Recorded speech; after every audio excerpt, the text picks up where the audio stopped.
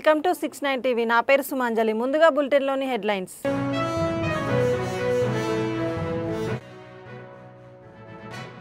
BRS నాయకులతో కలిసి బస్తీ పర్యటన.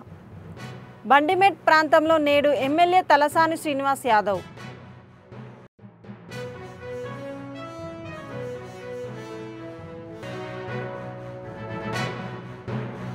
కాంట్రాక్టర్ల దగ్గర కమిషన్లు తీసుకుంటారు, అధికారులు పని మాత్రం చేయరని మండిపడ్డ ఎంపీ రఘునందన్ రావు.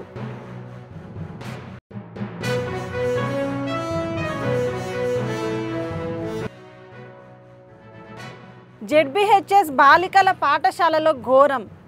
స్కూల్ ముందు బీజేపీ నాయకుల ఆధ్వర్యంలో ధర్నా.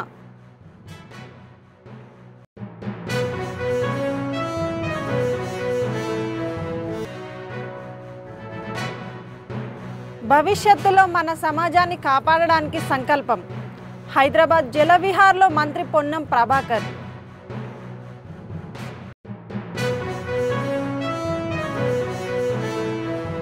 ఇక డీటెయిల్స్లోకి వెళ్తే, సత్తుపల్లి పట్టణంలో కాకర్లపల్లి రోడ్డులో ఉన్న నారాయణ విద్యా సంస్థలో అనుమతి లేకుండా పాఠ్య పుస్తకాలు, నైట్ డ్రెస్సులు, యూనిఫామ్స్ విక్రయిస్తున్నారని సమాచారం తెలుసుకున్న ఏఐఎస్ఎఫ్ విద్యార్థి సంఘం నాయకులు నారాయణ విద్యా సంస్థల యొక్క గోడౌన్ వద్దకు వెళ్లి ఆందోళన చేపట్టారు.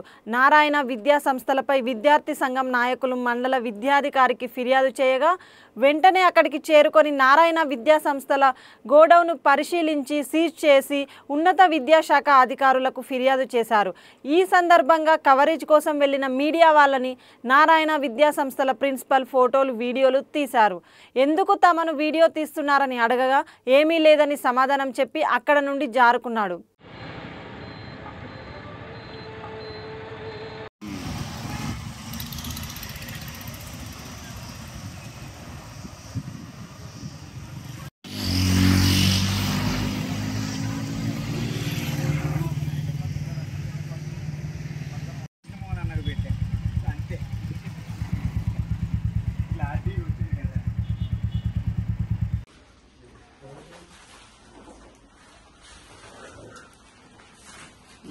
ఒక ఎంఆర్పి కూడా ఉంటుంది సార్. వీళ్ళమ్మే బుక్స్ ఒక బార్ కోడ్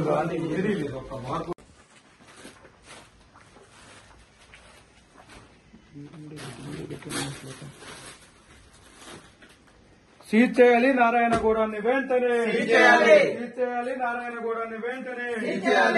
సిగ్గు పుస్తకాలతో వ్యాపారం చేయటం, సిగ్గు పుస్తకాలతో వ్యాపారం చేయటం. సీజ్ చేయాలి నారాయణ గూడాన్ని వెంటనే. బ్రాండ్ వేసుకున్నారు కదా, ఇట్లా అమ్మడానికి నామ్స్ లేదా? నామ్స్ లేవండి. నామ్స్ లేకుండా ఇష్టానుసారంగా లక్షలాది రూపాయలు. లోయర్లు కూడా అమ్ముతున్నారండి. లోయర్లు కూడా బయట దొరకాలి.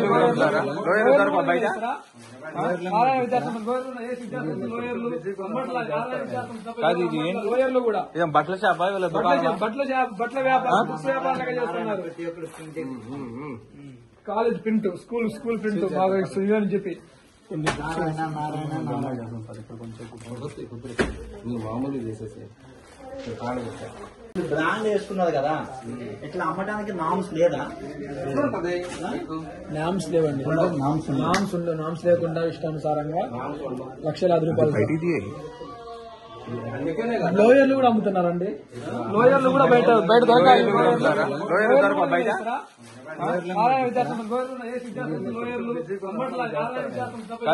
లోయర్లు కూడా బట్టల షాప్, బట్టల వ్యాపారం చేస్తున్నారు.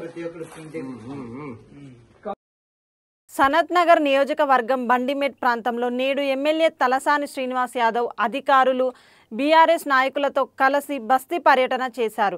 స్థానిక సమస్యలు తెలుసుకొని వెంటనే పరిష్కరించాలని అధికారులను ఆదేశించారు. ఈ సందర్భంగా ఆయన మాట్లాడుతూ, అసెంబ్లీలో బిల్లు ఆమోదించి చేతులు దులుపుకోవడం కాదు, కులగణన తర్వాత బీసీ రిజర్వేషన్ అమలు అవుతుందనే నమ్మకంతో ప్రజలు ఉన్నారని తెలిపారు. పార్టీల పరంగా రిజర్వేషన్ ఇస్తామంటే ఊరుకోవడానికి మేము అడుక్కు తినేవారిమి కాదని ఘాటుగా విమర్శించారు. పార్లమెంటులో ప్రవేశపెట్టి అన్ని విధాలుగా చట్టబద్ధత కల్పించిన తర్వాతనే ఎన్నికలకు పోయి మీ చిత్తశుద్ధిని నిరూపించుకోవాలని ప్రభుత్వానికి విజ్ఞప్తి చేశారు.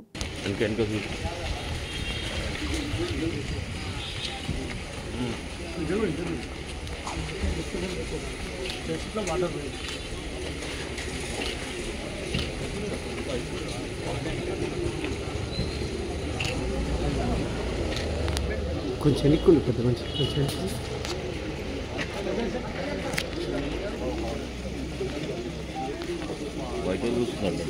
అరే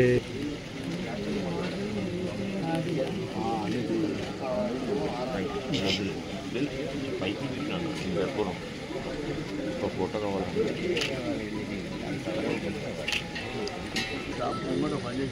उसके बॉल दाक चलता सर रोड షాపు పెడితే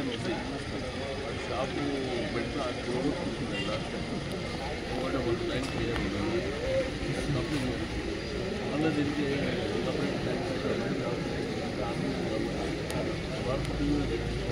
सर ये रोड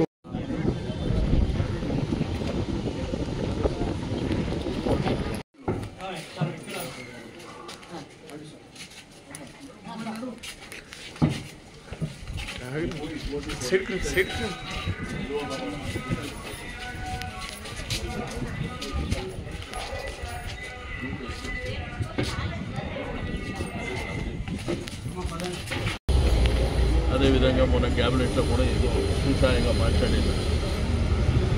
బీసీ రిజర్వేషన్ కులగణన జరిగిన తర్వాత బీసీ రిజర్వేషన్ 42% అఫీషియల్గా వచ్చిన తర్వాతనే ఎలక్షన్ పోవాలని చెప్పి మా ప్రధానమైనటువంటి డిమాండ్.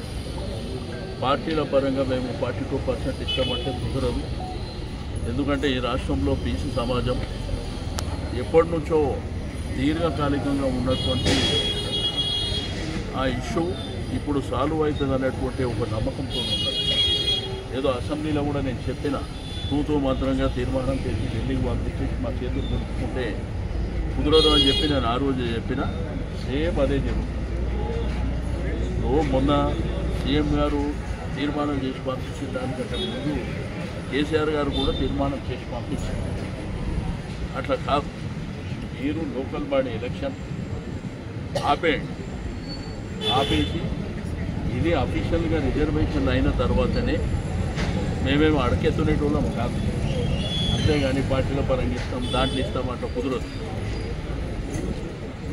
మీరు చిత్తశుద్ధి ఉంటే రిజర్వేషన్లు అఫీషియల్గా దానికి చట్టబద్ధత ఉండాలి, పార్లమెంట్లో పెట్టి మరి దానికి చట్టం తీసుకొచ్చిన తర్వాత ఎలక్షన్ పోండి. అప్పటి వరకు మీరు ఇట్లా తొందరపడి మేము పార్టీల పరంగా టికెట్ ఇస్తామనుకుంటే తప్పకుండా బీసీ సమాజం మేము కుదిరిస్తాం. విజయవాడ ఎంపీ కేశినేని శివనాథ్ను ఆంధ్రప్రదేశ్ బ్రిటిష్ డిప్యూటీ హై కమిషనర్గా వ్యవహరిస్తున్న గారెత్ విన్ ఓవెన్ మర్యాదపూర్వకంగా కలిశారు. గారెత్ విన్ ఓవెన్ను శాలువాతో సత్కరించి కొండపల్లి బొమ్మను ఎంపీ కేశినేని శివనాథ్ బహుకరించారు.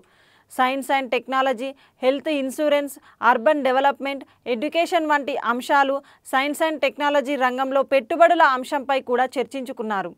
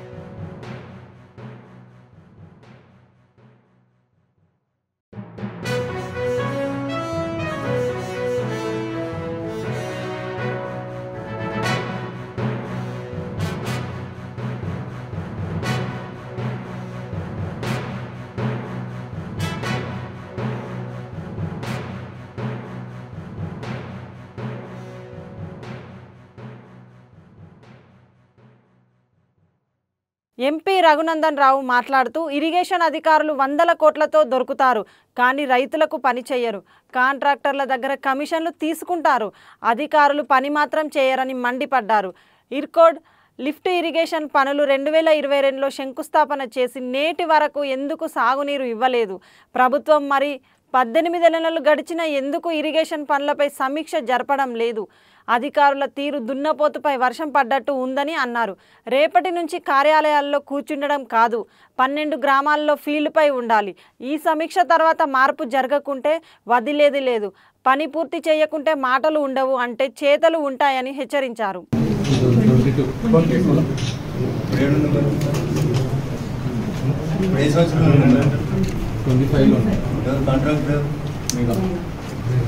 ఏం చేస్తున్నారు? 22 నుంచి ఏం చేస్తున్నారు అంటున్నా.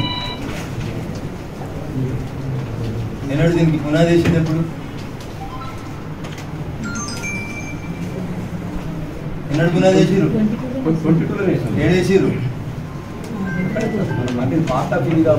ఏడా అని అడుగుతున్నాం. ఎవరికైనా నడుస్తుంది? ఎవరికైనా ఎడగొట్టు. పంప్ హౌజులు పైసలు వచ్చేటి మోటార్లు కాదు మాకు కావచ్చు. రైతులకు ఏం చేసారు మీరు? 20 ఎవరిని పిలిచారు? ఎప్పుడైనా ఒక సర్పంచ్నో ఎంపీటీసీనో ఎవరైనా పిలిచిరా? ఎమ్మెల్యేని పిలిచిరా? ఎంపీని పిలిచిరా? ఎప్పుడైనా మీటింగ్ పెట్టిరా? మీరు కంపెనీలలో కమిషన్లు లెక్కలేనా? ఏమైనా రైతులకు ఏమైనా సంబంధం ఉందా? ఏం చేస్తారు 22 నుంచి? ఎవరు దీని ఆఫీసర్? ఎవరు ఏం చేస్తారు? ఎందుకు ఆగింది పని? పంప్ హౌజులు పైసలు వస్తాయి, కాంట్రాక్టర్కి నీకు పైసలు వస్తాయి, మీ సీఈకి వస్తాయి, ఈకి వస్తాయి, మీ పనులు మీరు చేసుకుంటారు. రైతులకు ఏం పని చేసినావు? కాలువలు ఏం చేసినావు? చెరువులు ఏం చేసినావు? కదా చెప్పరాదు. ఎందుకు పెట్టలేదు? ఏం చేసారు? గ్రామసభ కండక్ట్ చేసి ఏం అవేర్నెస్ అమ్మా? కాంట్రాక్టర్కి అగ్రిమెంట్ ఎన్ని రోజులు ఉంది? అగ్రిమెంట్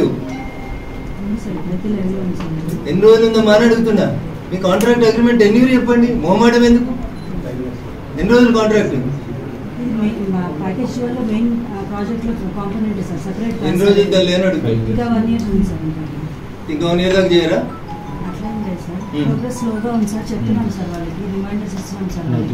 ఏం చేయాలి? వాళ్ళు చేయరు. వాళ్ళు చాలా పెద్దోళ్ళు కదా. వాళ్ళు మీ లెవెల్లో మా లెవెల్లో మాట్లాడేటోళ్ళు కదా. వాళ్ళు కొంచెం మందం ఉంది వాళ్ళకి. ఏం చేయాలి? ఎవరు మీరు? ఇన్ఛార్జ్ ఎవరు? ఏం పేరు మీ పేరు? ఇంకెన్ని సంవత్సరాలు చేస్తావు వరకు?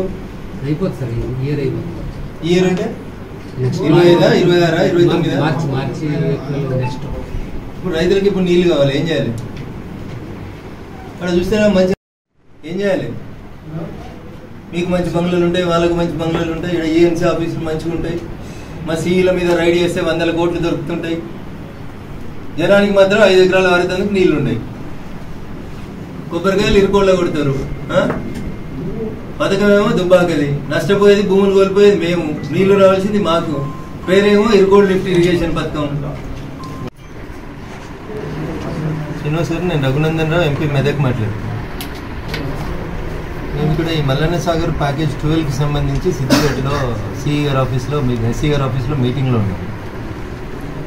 మీరు ఈ ప్యాకేజ్ 12కి సంబంధించి మీరు 2022 ఇయర్ లోపల మీరు అగ్రిమెంట్ ఎంటర్ అయినారు. 22 నుంచి now year in the month of 25 June.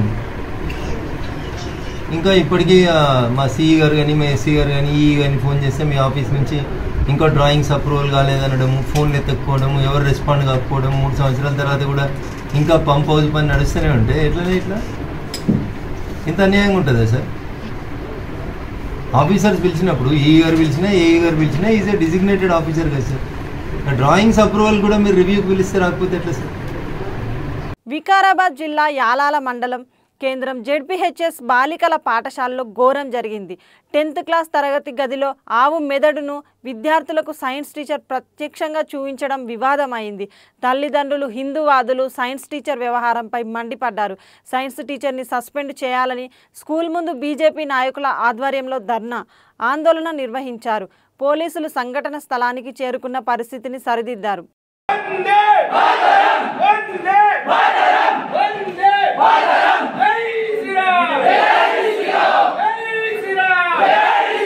తిరుపతిలో లింగ నిర్ధారణ పరీక్షలు గుట్టు చప్పుడు కాకుండా నడుస్తున్నాయి. ఓ ప్రైవేటు స్కానింగ్ సెంటర్ ఆధ్వర్యంలో స్టే హోంలో చట్టవిరుద్ధమైన పనులు కొందరు ప్రైవేటు డాక్టర్లు చేస్తున్నారు. తిరుపతిలో కొత్తగా స్టే హోంలో గుట్టు చప్పుడు కాకుండా లింగ నిర్ధారణ పరీక్షలు జరిపినట్లు సమాచారం. గ్రామీణ ప్రాంతాల నుండి వచ్చే గర్భిణీలకు రహస్యంగా లింగ నిర్ధారణ పరీక్షలు జరిపించారు. సమాచారం తెలిసి స్టే హోంపై జిల్లా వైద్య ఆరోగ్య శాఖ అధికారులు దాడి చేశారు. లింగ నిర్ధారణ పరీక్షకు వినియోగించే స్కానింగ్ పరికరాలను సీజ్ చేశారు. నిర్వాహకులను, ప్రైవేట్ ఆసుపత్రి సిబ్బందిపై పోలీసులు కేసు నమోదు చేసి అదుపులోకి తీసుకుని విచారిస్తున్నారు. జూన్ 23వ తేదీ మేము ఒక స్కానింగ్ సెంటర్స్ మీద ఒక నిఘా పెట్టడం జరిగింది. కొంత సమాచారం మేరకు చిత్తూరు డిస్టిక్ నుంచి కొంత ఇన్ఫర్మేషన్ రావడంతో డిఎంహెచ్ఓ సారు మమ్మల్ని ఒక ఆపరేషన్ స్కానింగ్ సెంటర్లో కొంతమంది పీసీఎన్డిటీ యాక్ట్ మీద ఇల్లీగల్ యాక్టివిటీస్ చేస్తున్నారు, దీని మీద మీరు పోయి రైడ్ చేయమని మాకు ఆదేశించడం జరిగింది. మా టీము ప్లస్ చిత్తూరులో కొంతమంది వాలంటీర్ సహాయంతో ఈ యొక్క స్కానింగ్ సెంటర్ల మీద నిఘా పెట్టడం జరిగింది. ఉదయం 10:30 నుంచి స్టార్ట్ చేశాము. 11:30కి ఒక స్కానింగ్ సెంటర్ నందు స్కానింగ్ మిషన్ పోర్టబుల్ స్కానింగ్ మిషన్ని ఒక ప్లేస్ నుంచి ఇంకో ప్లేస్కి వెళ్ళి అక్కడ ఒక హోమ్ స్టేలో స్కాన్ చేయడం జరిగింది. ఒక అనాథరైజ్డ్ పర్సన్, ఒక ఇంటర్మీడియట్ చదివిన ఒక లేడీ, తను ఒక టీమ్ లాగా ఏర్పడి కొంతమంది ప్రైవేట్ ప్రాక్టీషనర్స్తో టీమ్ లాగా ఏర్పడి వేరే చోట్ల నుంచి వేరే ప్లేసుల నుంచి ఈ ప్రెగ్నెన్సీ లేడీస్ని తీసుకొని వచ్చి మేల్ ఆర్ ఫీమేల్ బేబీస్ని ఎక్స్పోజ్ చేసేయడంలో ఆమె వంతు సహకరిస్తుంది. మేము ఆమెతో ఫోన్లో మాట్లాడగా ఆమె ఈ వృత్తి నేను ఒక స్కాన్ సెంటర్లో 8 years పనిచేస్తాను, నాకు ఇదే అనుభవం ఉంది, నాకు ఇంకొక మార్గం లేదు కాబట్టి నేను ఇదే చేసుకుంటాను అనేసి కూడా వాయిస్ రికార్డింగ్ కూడా చేశాము. అంటే ఇలాంటి వాటిని అరికట్టాలనేసి మేము డిఎంహెచ్ఓ సార్ కూడా మా డిస్కషన్లో చెప్పడం జరిగింది. ఎందుకంటే ఒక డాక్టర్లు ఇలా చేయరు, చిన్న ఇలాంటి వీళ్ళు మనీ కోసము ఇలా చేస్తున్నారు కాబట్టి ఇలాంటి వాటిని మేము పూర్తిగా అరికడతాము. ప్లస్ ఇంకొకటి ఇదంతా మనము కలెక్టర్ దృష్టికి తీసుకుని వెళ్ళి ఫైనల్గా మేము డెసిషన్ తీసుకుంటాము. ఇంకా ఏదైనా జరిగితే ఇది పకడ్బందీగా చేస్తామని నిశ్చయించుకున్నాము. ఈ డిఎంహెచ్ఓ సార్ ఆదేశాల మేరకే ఇవన్నీ చేస్తున్నాము. అది ఇంకా ప్రస్తుతానికైతే ఒక 3 స్కాన్ సెంటర్ల మీద మేము నిఘా పెట్టడం జరిగింది. నిన్న అంటే మాకు ఇన్ఫర్మేషన్ ఒక విజిలెన్స్ లాగా వచ్చింది కాబట్టి ఎక్కడ జరుగుతుందని తెలియదు కాబట్టి ఒక 3 స్కాన్ సెంటర్లు నిఘా పెడితే ఒక స్కాన్ సెంటర్ బయటపడింది. ఇంకా నెక్స్ట్ ఏదైనా కానీ ఈ అబార్షన్స్ ఎక్కువ అవుతున్న సమయంలో మన డిస్ట్రిక్టే కాదు మొత్తం మీద అబార్షన్స్ ఎక్కువ అవుతున్నాయి. ఈ అబార్షన్స్ కంట్రోల్ చేయాలంటే ఫస్ట్ స్కాన్ సెంటర్లు అబ్నార్మల్ ఇల్లీగల్ యాక్టివిటీస్ చేసే స్కాన్ సెంటర్లు మాత్రం వీలైన కొరకు చాలా వరకు నియంత్రణ అయితే తీసుకొని రావడం జరుగుతుంది. అది కూడా అబార్షన్స్ ఏ హాస్పిటల్స్ ఎక్కువ అవుతున్నాయో కొంచెం ట్రేస్ అవుట్ చేసి డిఎంహెచ్ఓ సార్ దృష్టికి తీసుకోవడం జరుగుతుంది. మంచిర్యాల జిల్లా భీమవరం మండలం కేంద్రంలోని కస్తూర్బా గాంధీ బాలికల విద్యాలయంలో ₹82 లక్షల నిధులతో నిర్మించనున్న అదనపు డార్మెటరీ గదుల నిర్మాణ పనులకు శంకుస్థాపన కార్యక్రమం జరిగింది. ఈ కార్యక్రమంలో రాష్ట్ర కార్మిక మైనింగ్ శాఖ మంత్రి డాక్టర్ వివేక్ వెంకటస్వామి ముఖ్య అతిథిగా పాల్గొన్నారు. శిక్షా రంగ అభివృద్ధిలో బాలికలకు మరింత అనుకూల వసతులు కల్పించేందుకు ప్రభుత్వం కట్టుబడి ఉందని, సమాజంలో బాలికల విద్యాభివృద్ధి ద్వారానే సమానత్వం సాధ్యమవుతుందన్న దృక్పథంతో ఈ ప్రాజెక్టును తీసుకొచ్చామని మంత్రి పేర్కొన్నారు.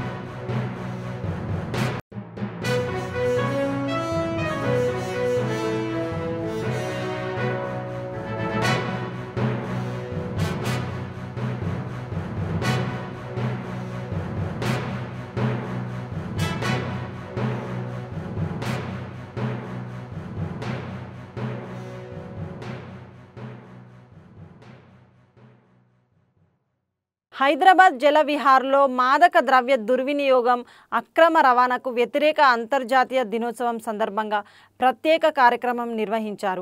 ముఖ్య అతిథిగా మంత్రులు పొన్నం ప్రభాకర్, అడ్లూరి లక్ష్మణ్ కుమార్ హాజరయ్యారు. ఈ సందర్భంగా మంత్రులు మాదక ద్రవ్యాలకు వ్యతిరేకంగా పోస్టర్లను ఆవిష్కరించారు. మాదక ద్రవ్యాలకు వ్యతిరేకంగా జరిగిన ర్యాలీలో పాల్గొన్నారు. కార్యక్రమంలో ప్రభుత్వ whip Beerla Ilaiah, GHMC mayor Gadwal Vijayalakshmi, corporation చైర్మన్లు Mettu Sai Kumar, Sailaja IAS, Hyderabad CP CV Anand, Rachakonda CP Sudheer Babu, hero Nikhil తదితరులు పాల్గొన్నారు. మంత్రి పొన్నం ప్రభాకర్ మాట్లాడుతూ భవిష్యత్తులో మన సమాజాన్ని కాపాడడానికి సంకల్పం తీసుకోవడమే ఈ కార్యక్రమం. శాంతి భద్రతలు అదుపులో ఏ అంశాలనైనా పక్కన పెట్టవచ్చు, కానీ మాదక ద్రవ్యాల కేసు వస్తే రెండో ఆలోచన లేకుండా కఠినంగా వ్యవహరించాలని అన్నారు. చప్పట్లతో ముఖ్యమంత్రి గారు ధన్యవాదాలు చెప్పాలి. ఎందుకంటే మీ భవిష్యత్తు దృష్టిలో పెట్టుకొని తెలంగాణ నిశాముక్తి తెలంగాణ చేయాలనేటువంటి సంకల్పం తీసుకున్న ముఖ్యమంత్రి గారికి ఒకసారి గట్టిగా వేదిక ముందున్న వాళ్ళందరూ కూడా గట్టిగా చప్పట్లతోటి మనం నిత్య జీవితంలో అనేక ఈవెంట్స్ లో పాల్గొంటూ ఉంటాం. కానీ దీన్ని ఒక ఈవెంట్ కింద చూడొద్దు.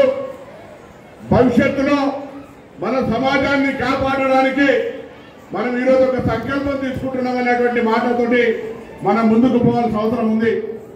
వేదిక మీద ఉన్న పెద్దలు, సహచార మంత్రి గౌరవనీయులు లక్ష్మణ్ కుమార్ గారు, గౌరవ నగర మేయర్ విజయలక్ష్మి గారు, శాసనసభ్యులు బి లైలయ్య గారు, కార్పొరేషన్ చైర్మన్లు, అదేవిధంగా ఐపీఎస్ ఆఫీసర్లు శాండిల్య గారు, సివి ఆనంద్ గారు, సుధీర్ బాబు గారు, ఐఏఎస్ ఆఫీసర్లు శైలజ గారు, అనిత రాజేంద్రన్ గారు, హరిచంద్ర గారు, హరికిరణ్ గారు, వేదిక మీద ఇతర పెద్దలు, ఇక్కడికి విచ్చేసినటువంటి మిగతా ఈ యొక్క సామాజిక కార్యక్రమంలో ప్రపంచ స్థాయిలో అంతర్జాతీయ మాదక ద్రవ్యాల వినియోగంపై దానికి సంబంధించినటువంటి చైన్ బ్రేక్ చేసేటువంటి దినంగా మనం ఈరోజు ఈ కార్యక్రమం నిర్వహించుకుంటా ఉన్నాం. నేను పోలీసు అధికారులను కోరుతా ఉన్నా, లా అండ్ ఆర్డర్ మెయింటెనెన్స్ లో ఇంకా ఏ అంశంలోనైనా కొంత సడలింపు ఇవ్వచ్చు, కానీ మారక ద్రవ్యాల కేసు వస్తే ఎటువంటి రెండో ఆలోచన లేకుండా చాలా కఠినంగా వ్యవహరించాల్సిన అవసరం ఉందని నేను భావిస్తా ఉన్నా. ఎందుకంటే ఇది పిల్లలు కూడా దయచేసి ఇక్కడికి వచ్చినాం, ఏదో వేదిక మీద పెద్దలు మాట్లాడుతూ ఉన్నారు, ఈ పూటకి అయిపోయిందని కాదు. ఇది మన జీవితాలతో ముడిపడి ఉన్నది.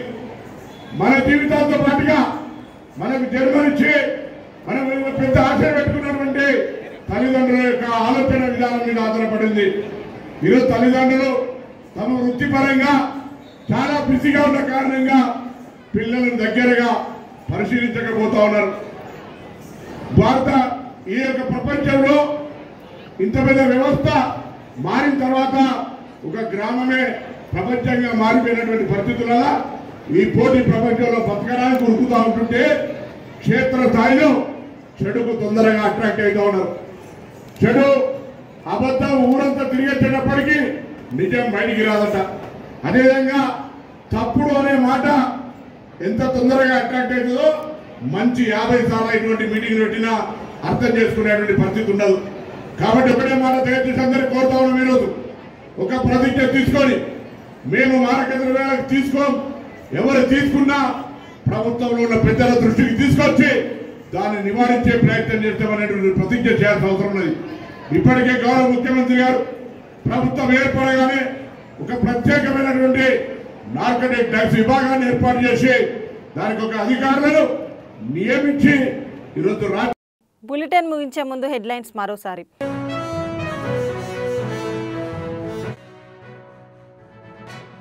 బీఆర్ఎస్ నాయకులతో కలిసి బస్తీ పర్యటన. బండిమెట్ ప్రాంతంలో నేడు ఎమ్మెల్యే తలసాని శ్రీనివాస్ యాదవ్.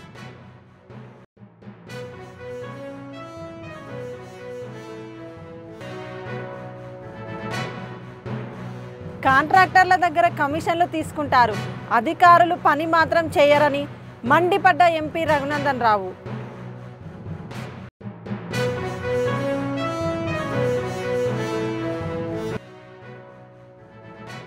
జెడ్బీహెచ్ఎస్ బాలికల పాఠశాలలో ఘోరం. స్కూల్ ముందు బీజేపీ నాయకుల ఆధ్వర్యంలో ధర్నా.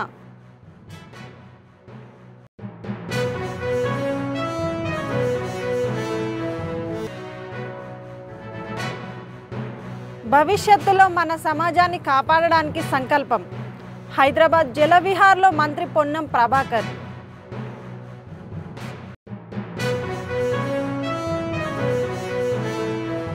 ఇవి బులెటిన్ విశేషాలు. మరిన్ని అప్డేట్స్ కోసం చూస్తూనే ఉండండి 69 టీవీ తెలుగు న్యూస్.